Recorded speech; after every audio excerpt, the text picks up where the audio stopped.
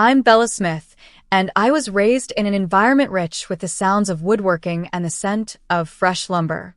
My father, Henry Smith, owned a family-run business that specialized in crafting handmade furniture, and my mother, Angela, complemented his artistic endeavors by managing the business aspects.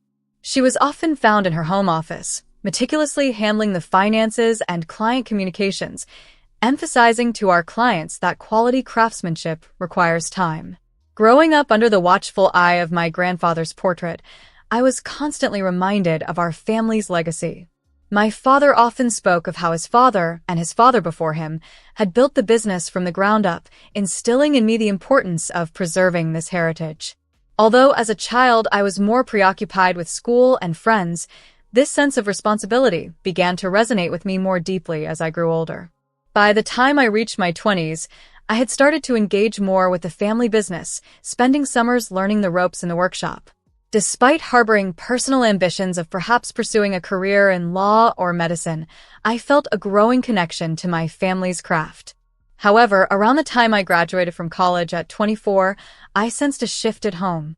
My father seemed unusually preoccupied, spending more time in his office, and my mother's demeanor had shifted from her usual upbeat self to one of concern. One evening, unable to ignore the tense atmosphere any longer, I confronted my mother while we were preparing dinner. She reluctantly disclosed that our business was facing significant challenges due to the emergence of a new, cheaper furniture factory in our area. This revelation was unsettling, as it threatened the legacy that generations of Smiths had worked so hard to build. Just days later, while I was relaxing in the living room, my father urgently called me to his study. Inside, I met Mr. Lincoln Lopez, a stern man who seemed to scrutinize me thoroughly before nodding briefly. The atmosphere was tense, and although I was dismissed before I could understand the full context, it was clear that significant decisions were being made. In the days that followed, the air at home was filled with whispered worries and abrupt silences, making it evident that our family was on the brink of major changes. I couldn't shake the feeling that our legacy and way of life were about to be profoundly challenged. When I walked into the room that evening, the tension was almost tangible. It was a rainy Tuesday when my parents decided it was time to have a serious conversation. We gathered in the living room, where my father's expression was solemn and my mother fidgeted anxiously. "Bella," my dad started, his voice unusually shaky. "We need to discuss something important." I tensed, imagining all sorts of dire scenarios. He took a deep breath. "You remember Mr. Lopez from the other day? He owns the large furniture factory I mentioned before." My stomach sank as I recalled the factory that was threatening our family business. My mom's eyes were filled with sadness as she nodded in agreement. "Yes, honey, he's been quite aggressive in the market, trying to edge us out. But there's more," Dad added, prompting me to lean in, my heart racing with apprehension. After a heavy silence, he continued, "He has made an unusual offer." I braced myself for what was coming next. "He wants to arrange a marriage between you and his son." I was so shocked that I nearly laughed, thinking I had misunderstood. "I'm sorry, what?" The words struck me with disbelief. My mom quickly intervened. "It sounds extreme, I know. We're not pressuring you, sweetie. We just thought you should know." I stood up abruptly, my head spinning. "This is insane. We're in the 21st century. People don't arrange marriages anymore." My father's face was filled with guilt and concern. "I know, Bella, but the future of our company, your grandfather's legacy, it's all at risk." I paced back and forth, trying to digest this shocking news. "So, I'm supposed to marry some guy just to save our family business? This is medieval." I stopped and faced them. My parents, always supportive of my dreams and independence, now looked utterly defeated and desperate. "I need some time," I said at last, the room heavy with my declaration. "This is a lot to take in." Over the following week, I wrestled with the proposal. Part of me was outraged at the mere suggestion, yet another part, deeply connected to our family's legacy, considered it. After much internal debate, I decided to meet this man, Mr. Lopez's son. Just meet him, I told myself, no commitments, no promises. We arranged to meet at an upscale cafe. As I entered, My heart pounded. I looked around, trying to spot someone who might be him. "Bella," a voice called out. I turned to see a guy about my age, with tousled brown hair and a friendly smile. "I'm David Lopez." He introduced himself, not at all like the stiff, formal figure I had imagined. He pulled out my chair with a flourish and a wink. "This is pretty weird, huh?" he remarked casually. I laughed, a genuine sound of amusement breaking the tension. "You could say that again." As we talked over coffee, I found myself genuinely enjoying the conversation. David was funny, charming, and surprisingly down-to-earth. He even expressed his reservations about his father's old-school ways. Our casual meeting turned into hours of easy conversation, and I was surprised to find myself not wanting it to end. Over the next few weeks, David and I began to see each other more regularly. We went to movies, tried new restaurants, and spent lazy afternoons in the park. It was unexpectedly nice. One evening, as we walked along the river, David said thoughtfully, "I think our parents might have been onto something after all." He paused, then added softly, "I think I might be falling in love with you." My heart fluttered, a mix of surprise and joy washing over me as I realized I felt the same. Maybe, just maybe, this unexpected arrangement could turn into something genuinely wonderful. As David confessed his growing feelings for me, I realized I was falling for him too. Our parents, particularly thrilled by this turn of events, saw it as a solution to the business pressures both families faced. A few months later, as we announced our engagement, I could see the sheer relief on my father's face, while Mr. Lopez, David's father, appeared almost triumphantly satisfied. At our wedding reception, Mr. Lopez pulled me aside. His demeanor was grave as he spoke in a low, earnest tone. "Bella, David is a good person, but he needs direction. He needs to mature into a responsible man. I'm counting on you to help guide him. Can you do that?" Taken aback by his direct request, I nevertheless promised to do my best. The initial years of our marriage were indeed a whirlwind. Keeping my promise to Mr. Lopez, I encouraged David to immerse himself more in the business world. Gradually, he began to distance himself from his carefree college days and took on more responsibilities at the office. "You're a miracle worker," Mr. Lopez once remarked, clearly pleased with David's transformation.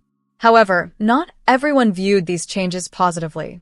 David's mother, Sienna, always seemed to look at me with a mix of suspicion and disapproval, her tight-lipped smiles and curt nods barely masking her feelings.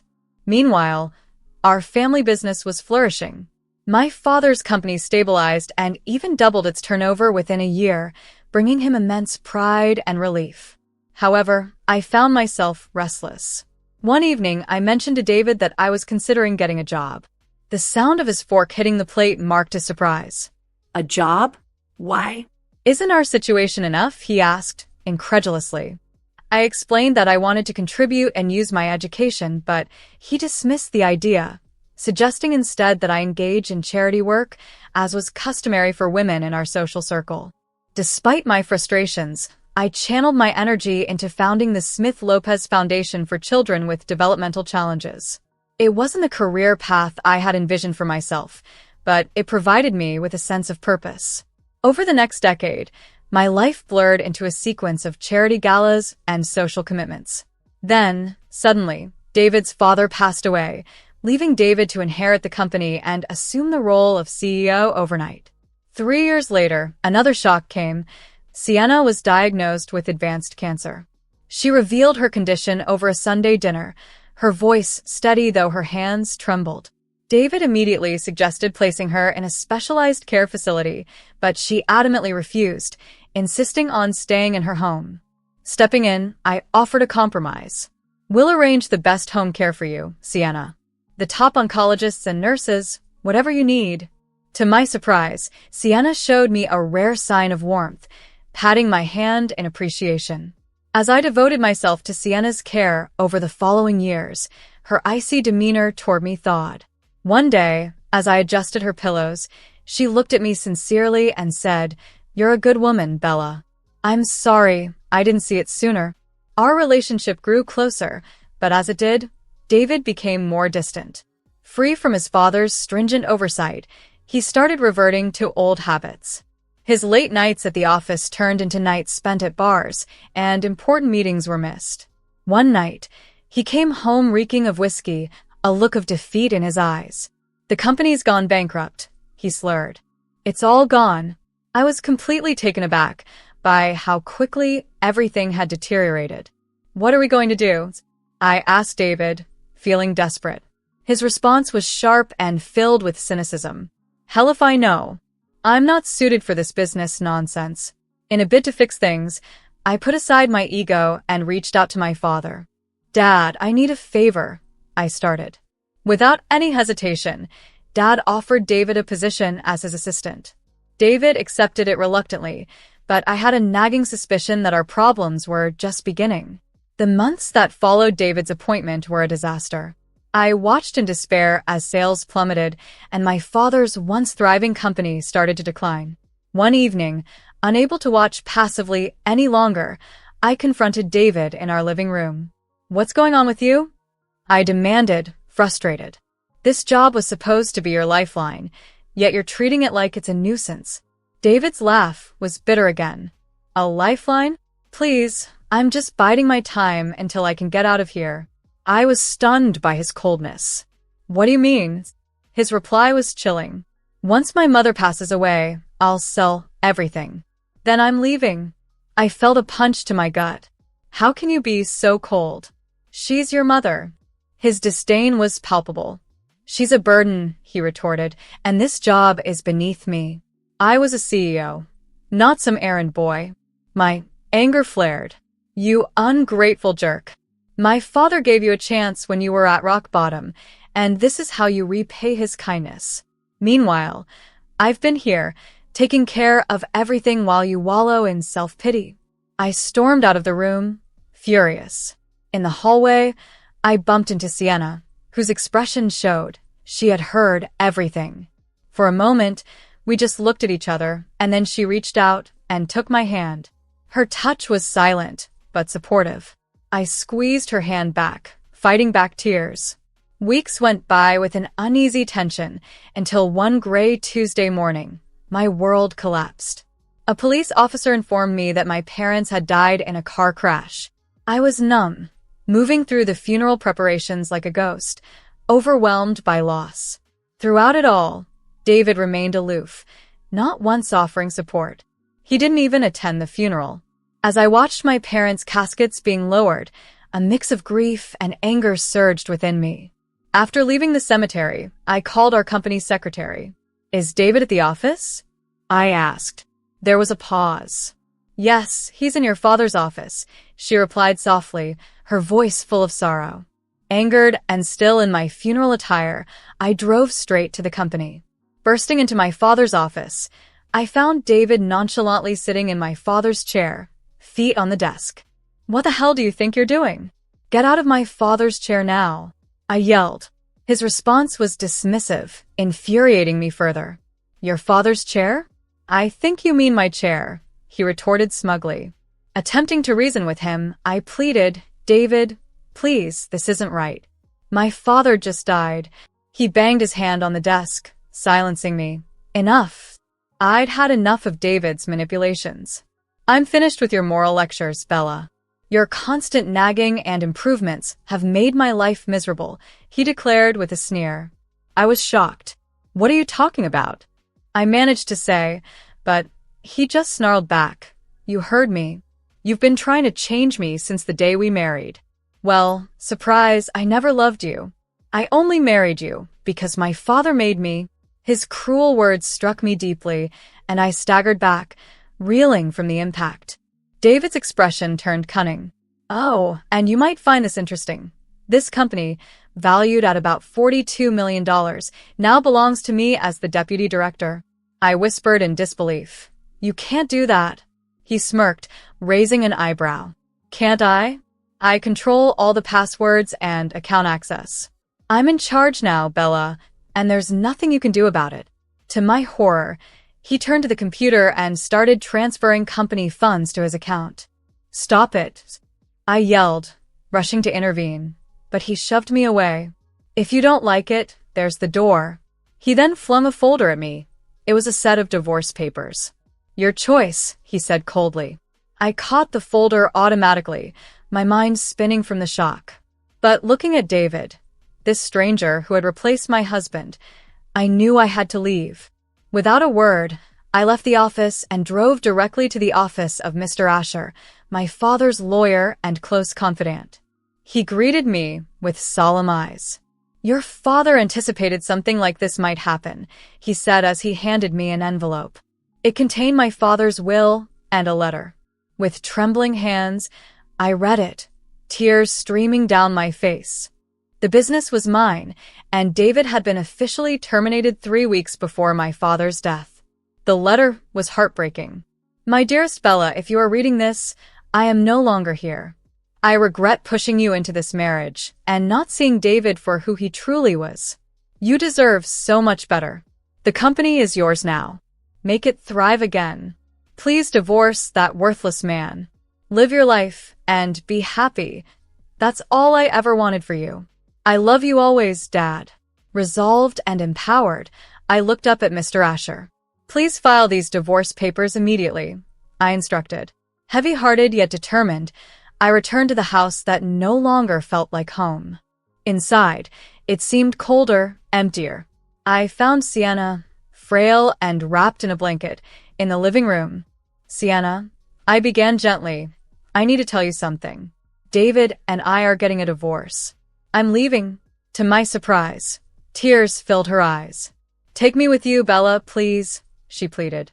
Stunned yet moved by her request, I was about to agree when the front door burst open. David stormed in, rage contorting his features. "You," he bellowed at me. "What did you do?"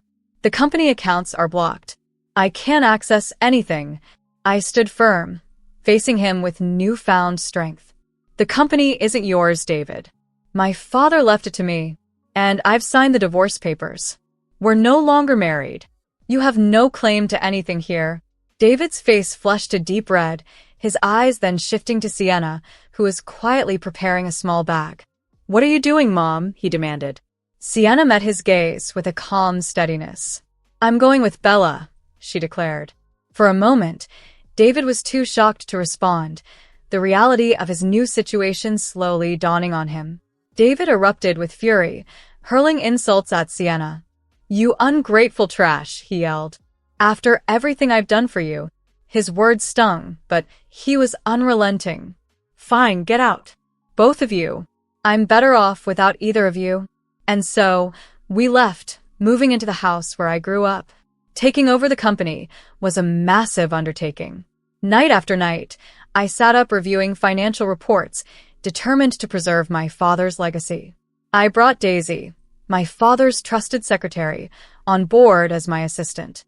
Her deep understanding of the company's operations was invaluable. Gradually, I regained control, and the company began to prosper again. We even expanded the charitable initiatives through our foundation. 3 years later, Sienna's health began to decline significantly. I reduced my work hours to care for her, ensuring her last days were as comfortable as possible. One quiet autumn morning, she passed away peacefully while I held her hand. I felt a profound gratitude for the time we had spent together. I arranged a beautiful funeral to honor her, sparing no expense. David, predictably, didn't appear. A few weeks after Sienna's funeral, I received a call from Mr. John, the Lopez family notary, asking me to attend the reading of Sienna's will. When I arrived at the notary's office, my heart skipped a beat. David was there, smug as ever, with a young woman on his arm. He sneered at me. "Well, if it isn't the grieving widow," he mocked. "Don't worry, this won't take long. I'll be taking my mother's money and treating my lovely Georgia here to a well-deserved vacation." I ignored his taunts and took a seat away from them. Mr. John began the reading, silencing the room. As the notary read through the will, David's smirk widened. But then, a sentence cut through the tension. "I, Sienna Lopez, being of sound mind, hereby bequeath all my assets, including my house and savings, to Bella Smith." The room fell silent. David's face dropped as Mr. John continued. It is my wish that Bella uses these assets to further support the charitable foundation for children with developmental problems, which she has passionately championed. Tears welled up in my eyes. Even in death, Sienna was showing her love and support. David erupted again. This is ridiculous. She must have manipulated my mother. Bella, you fraud. You've ruined my life, and now you're stealing my inheritance. His companion looked bewildered. Wait, you mean you don't have any monies? As she gathered her belongings, David's pleas fell on deaf ears.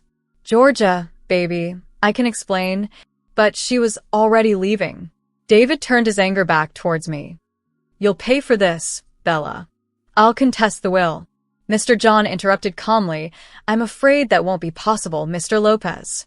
Your mother's will is ironclad. She was of sound mind when she made these decisions, and I was witness to it. Defeated, David's resolve crumbled, and he left the office a broken man.